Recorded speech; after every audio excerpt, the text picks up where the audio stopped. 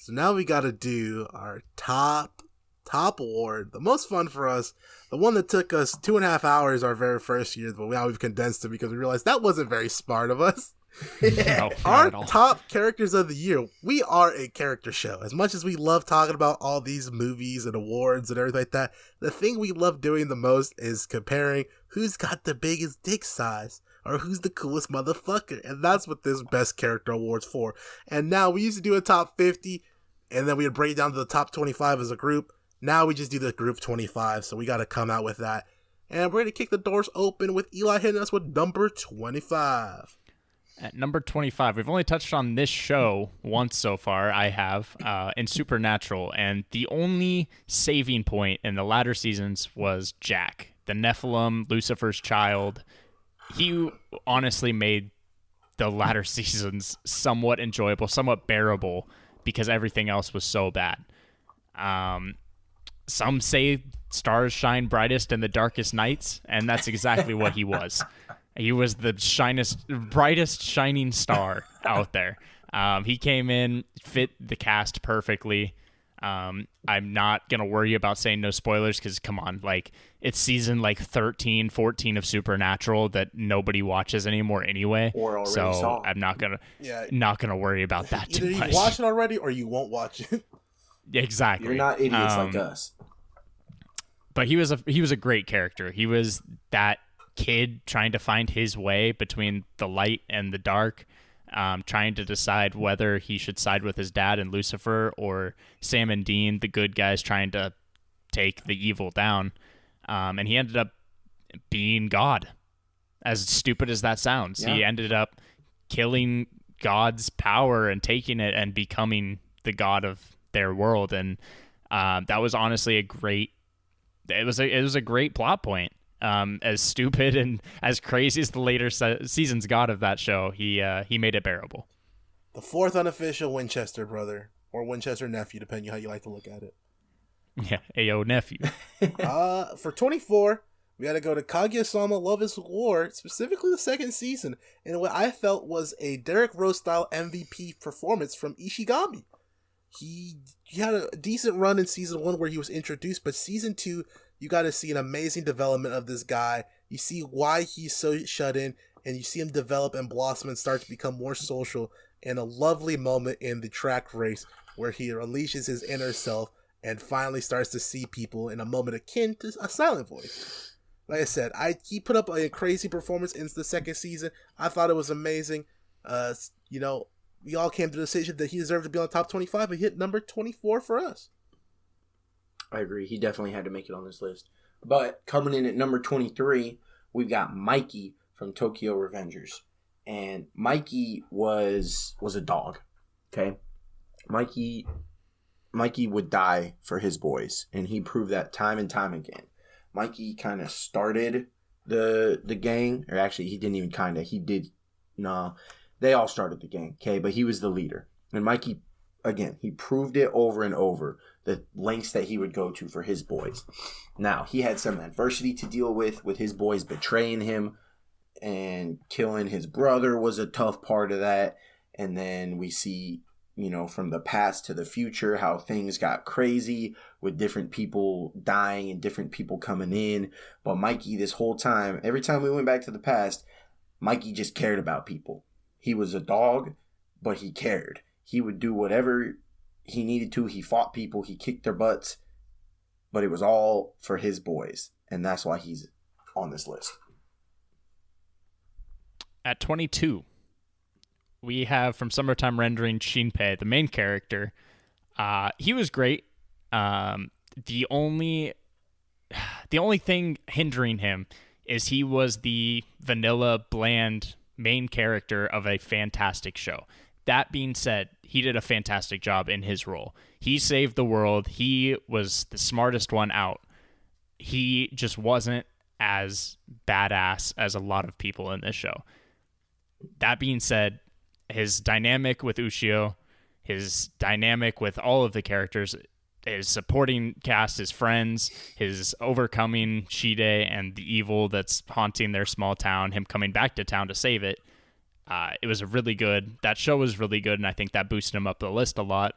But yeah, no, that's all I got to say about Shinpei. Coming in then at number 21, I believe this is our only appearance from this show at all this year, which is a shame. But we've got Laurent from Great Pretender. I don't know why I forgot the name of that show. That was so weird. It's Great Pretender. Only appearance from this show this whole year. I like this show. Season 2 brought it down. That's why it didn't make any more appearances. But Laurent was the brains of the operation pretty much the entire show. He was suave. He was cool. He was funny, even though he was just, he was a little stupid funny. Like, he was goofy, but also funny in that way. And Laurent was swaggy. He had great plans. He executed very well. And then when we got to see about his past and find out more about just him as a character, that was really sweet. And that's what brought him up to 21 on this list. But then I get to go back to back here at number 20, where we have Cliff from Doom Patrol. Cliff is played by Brendan Fraser. This was kind of sort of Brendan Fraser's return to the screen, even though a lot of it was as voice acting. I'm a huge Brendan Fraser fan, so I was very happy to hear about this and see that he was in this show. Cliff is a robot, and he was turned into a robot after he died. Basically, his brain was put into a robot, and now he is living his life trying to fix the mistakes he made as a terrible father, which is basically how he died. And so we get to see the character development of Cliff, who is an asshole. That's a fact. And we see how Cliff starts to learn to care for other people instead of just himself, and the things that he does on his journey, and also helping other people and the whole gang. We see Cliff try to be a leader at some times. Other times he's dealing with his selfishness and just trying to do the things that he wants to do. But he's also hilarious, and he has one of the worst potty mouths that you're going to see from any character on any of our lists ever. Cliff rules. We stay within the same show, but we go to a different type of character. We go to the resident punching bag of Doom Patrol, my guy Larry. This dude is beaten, broken, and overall just destroyed throughout the show. But by God, do you love to see this dude get hit and keep getting up and keep pursuing the life that he's always wanted and finally accept himself. Well, wrapped in bandages still doesn't hide this. He's trying to hide himself by being wrapped in bandages metaphorically and literally because of radiation poisoning. Doesn't stop this dude from being amazing.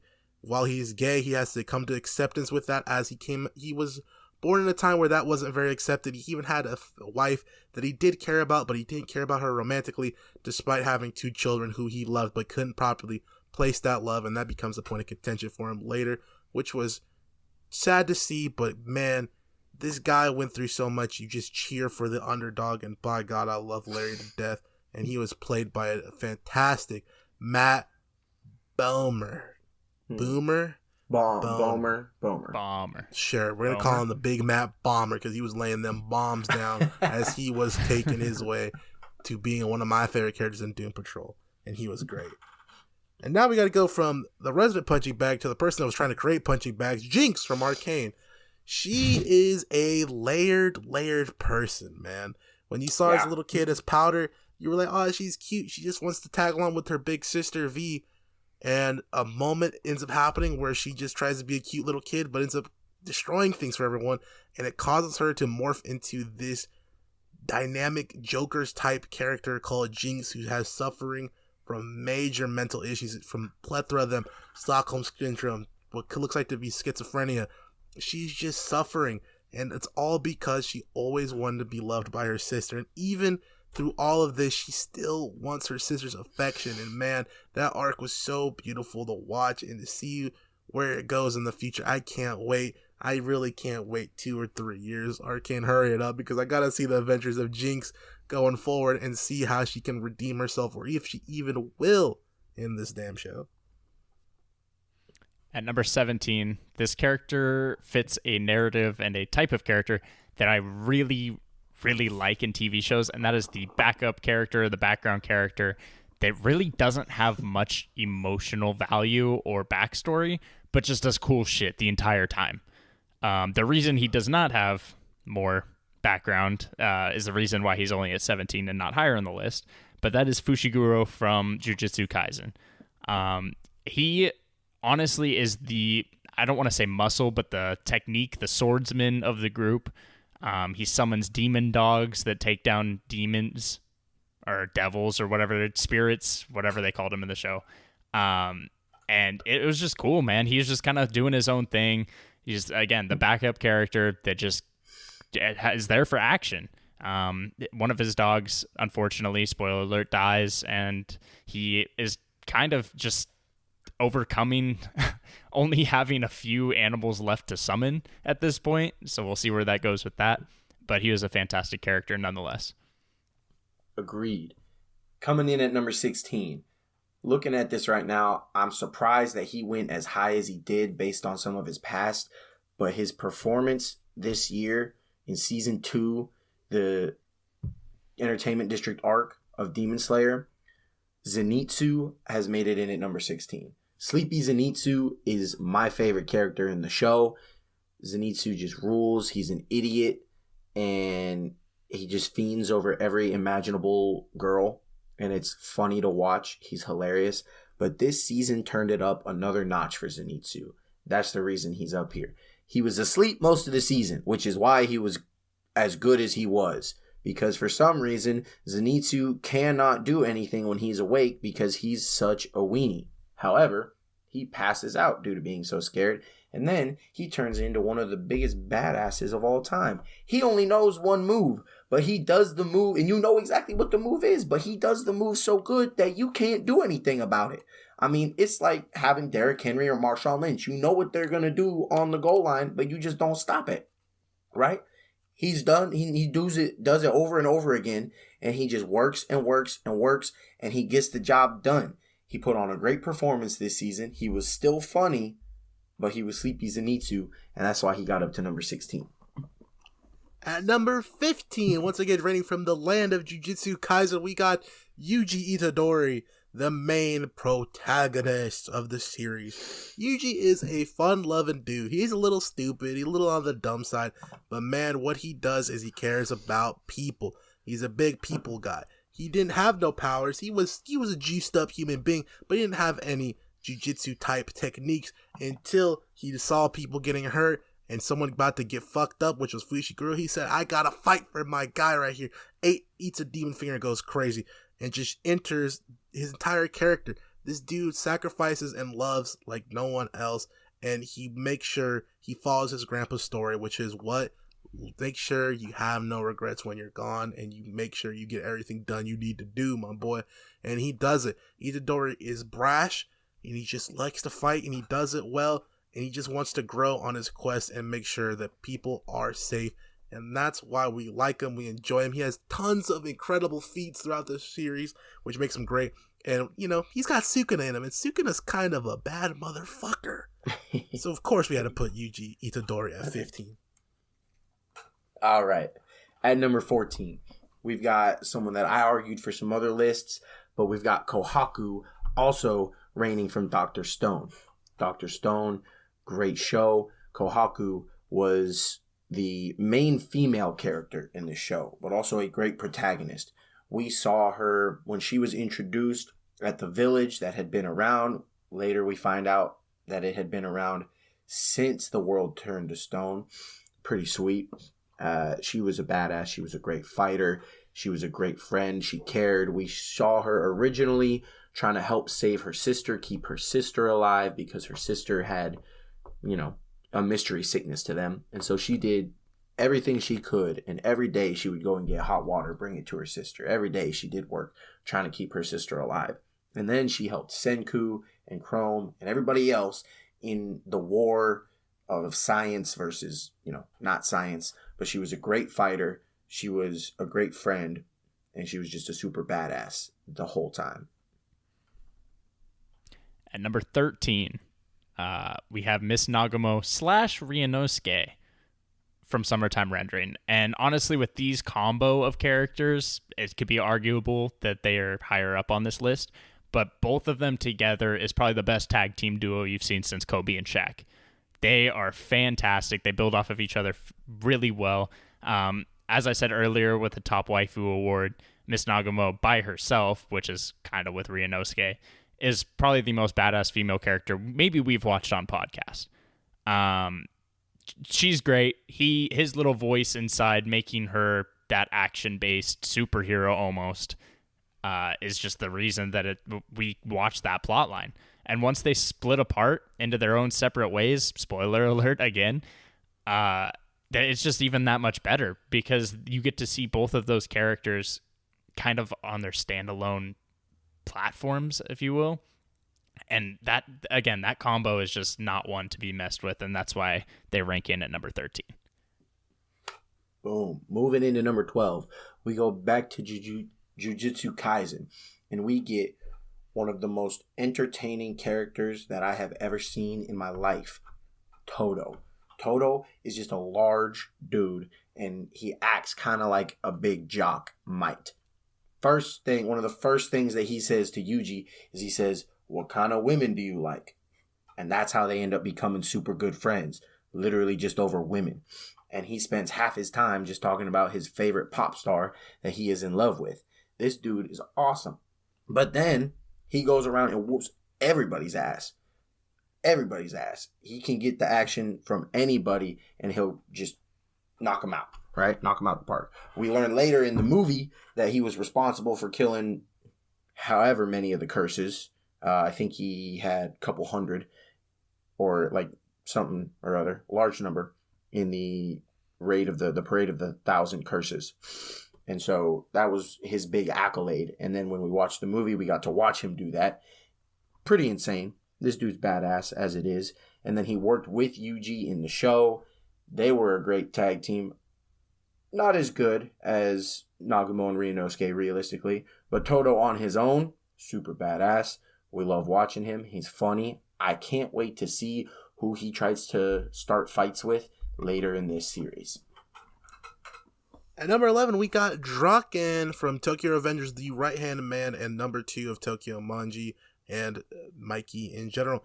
This dude has a rough life. He grew up by himself, an orphan, in a brothel, and he came out a great dude. Like, just not only is he this big fighter badass with a dragon tattoo on his head he's had since basically the 5th fucking grade, this dude's a great human being. He takes care of everyone around him, and that's what really makes him stand out for me than just another badass fighter.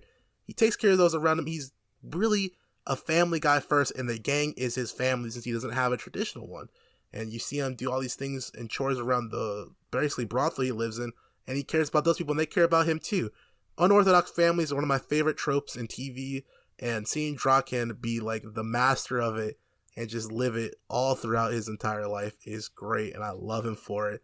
And him being at 11, it warms my heart because that dude is just a solid human being who also happens to be one of the biggest badasses of one of the strongest gangs and the best friend of one of the strongest men in the Tokyo Revengers universe.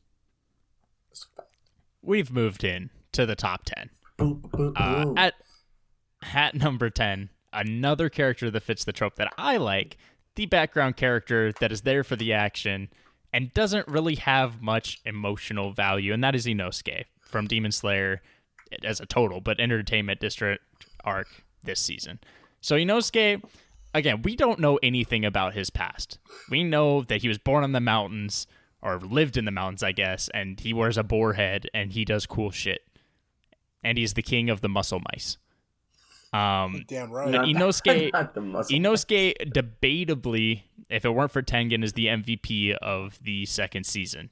Him coming back to life and just rearranging his organs, to absolutely carry the team at some points was just fantastic. And he's just so much more entertaining. And it's hard because there's so many entertaining characters in that show than anybody else in that show. And he's just so fun to watch. He provides comedic relief. He has probably the best action average, I would say. I think his tops aren't as top as a lot of characters, and his bottoms are non-existent. That's fair. So that's why he ends up in our top 10. Absolutely. Moving in to number 9, back to Dr. Stone, we have the main character, Senku. Senku, as we've talked about before, first one to wake up, basically, and then he starts building the world again from the ground up. He's a scientist, he's a genius, and he starts putting all that knowledge to use to start building the world up. And within, I think it was a year, maybe 14 months, he goes from twigs and branches and stones to electricity and a tank. And all of this was his mind. Now, he then used the, albeit slightly limited social skills that he had to recruit the villagers, especially Chrome. And he was able to do that, and then he built the world up a little more. He took over some stuff, and then he started winning fights, and now we're going to see how he can help build the world back up in the future. And ironically, that moves us right into number 8, the guy that's going to help him with that, Tsukasa. We've talked about Tsukasa as well already. He was a great villain / anti-hero in the first season. In the second season, he had one of the greatest face turns of all time. Tsukasa was one of those silent, he was fairly silent. He was a silent leader. He had his ideas, but he was a brooding kind of dude, and that's what he was shown as. But then he was also willing to just go 10 toes down and stick it right in your face. And then we see at the end of the show that he is, going into the cryo chamber. So Tsukasa, super badass. Couple fight scenes with him. Love seeing that. Very excited to see what happens with him in the next couple seasons and how much of a leader he's going to be. At number 7, we're heading back to the world of Arcane with V, or Vi, depending on what you really want to go by. No, don't say that either. It's don't V. give him the option. So we have Vi from Arcane. She is a great little character. She's troubled. She's not perfect, and that's why I enjoy her.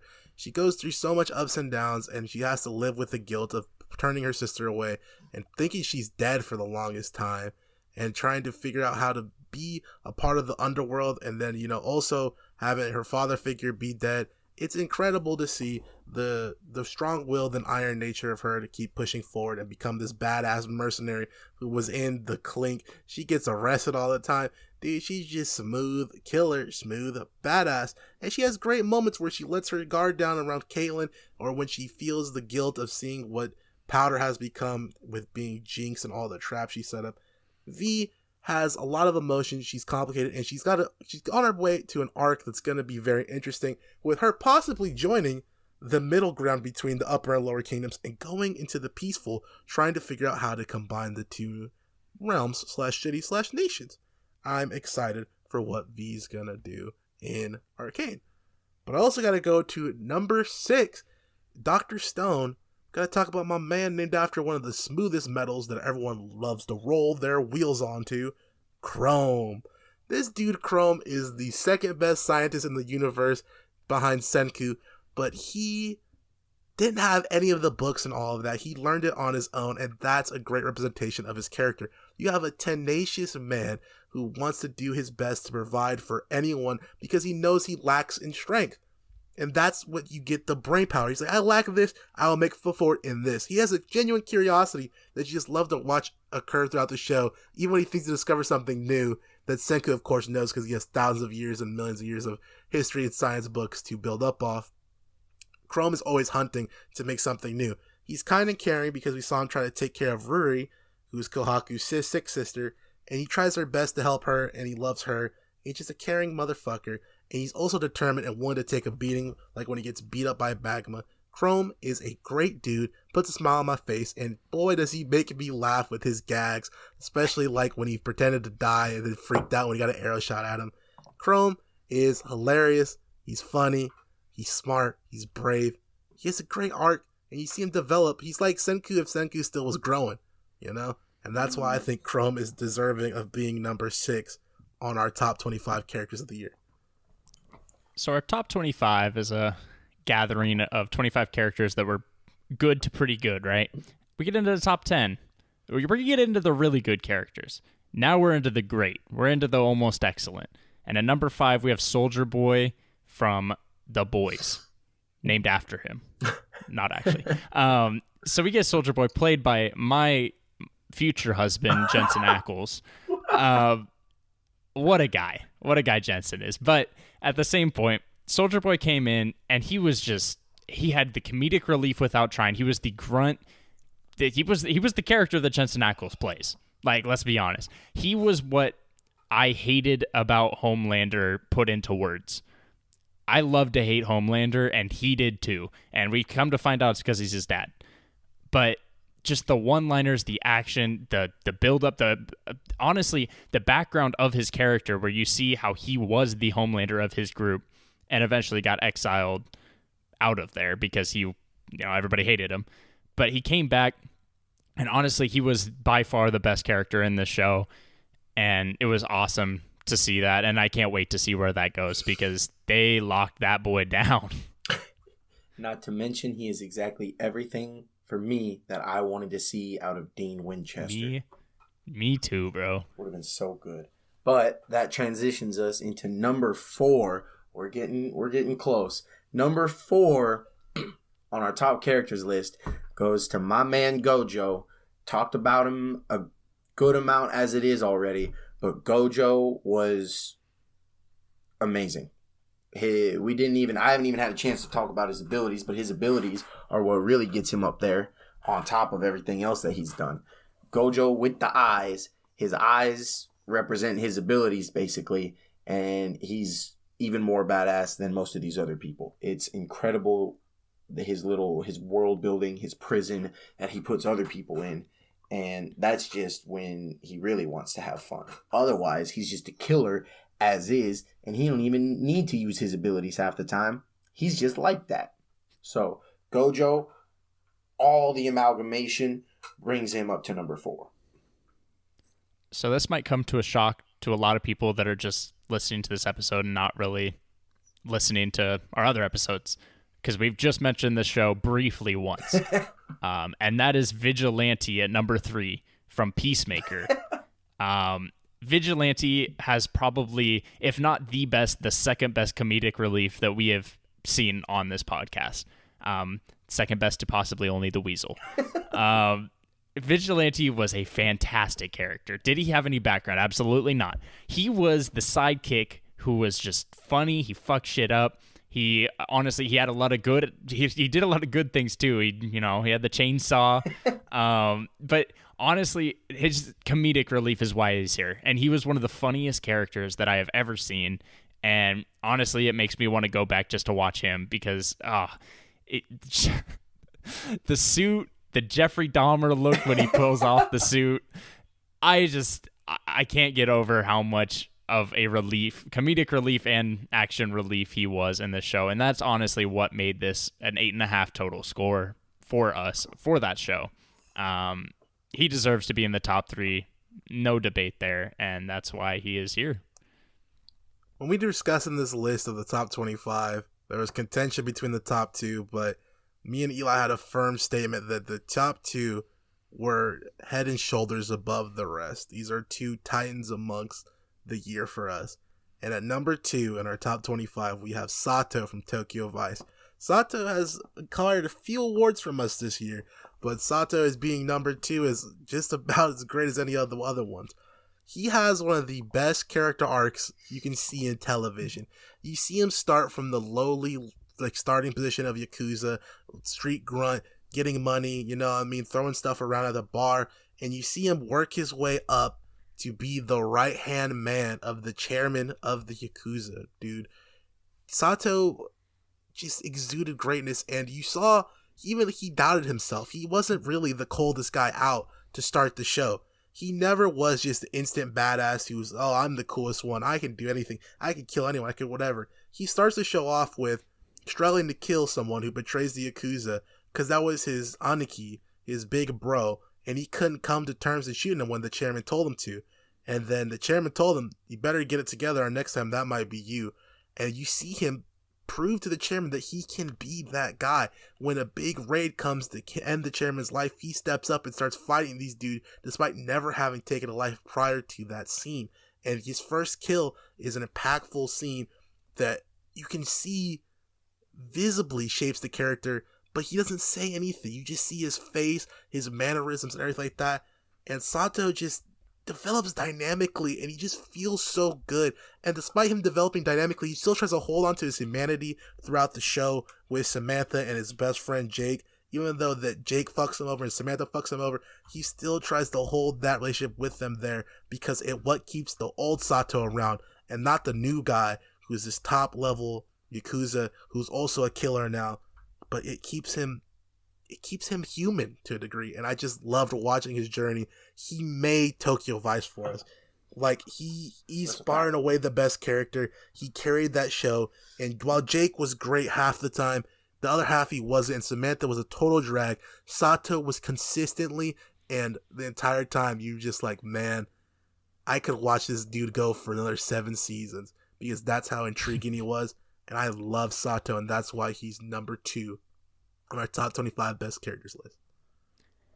The winner for the Binge, the Best Character of the Year award, it goes to, and by no surprise, it goes to Tengen from Demon Slayer Season 2 Entertainment District Arc. When we watched this, we knew from then that it was going to be tough to beat Tengen. He came into the show kind of an asshole. He honestly didn't think that I'd like him, not nearly as much as I do now. He came in as the asshole, and he turned into kind of a leader for them in the next few episodes, and I was like, okay, I can stand this dude. Like, he's there for them. Like, he's trying to protect them. Like, he's trying to kill the demon, but he's also worrying about their safety. I respect it. I thought he was going to kind of go his own way. It turned into him being possibly the most badass character ever. After going down, getting his arm sliced off, he comes back to save the day in one of the coolest action scenes I've ever seen in television history. Tengen was so cool the entire time. I've jerked him off enough in this entire episode. I don't know if there's enough of that. This makes possibly 3, maybe 4 times already. Add in his character of protecting his waifus, and protecting Tanjiro, Inosuke, Zenitsu, the whole gang, to take down the upper 6 demons, and it was fantastic. And I cannot wait to see more from Demon Slayer. What a list. Top 25 characters. We had to rattle them off. This was entirely difficult to compile because we all got different tastes, but we were able somehow to make something that can resemble that. But while we did make something that resembles our overall taste, it's not about the overall, right, guys? It's always about that number 1 position. And yes, there is a number 1 that Tengen has to go head-to-head with. It's our very first winner of the Top Characters Award, and probably the undefeated king, 2-time attempting to get his 3rd.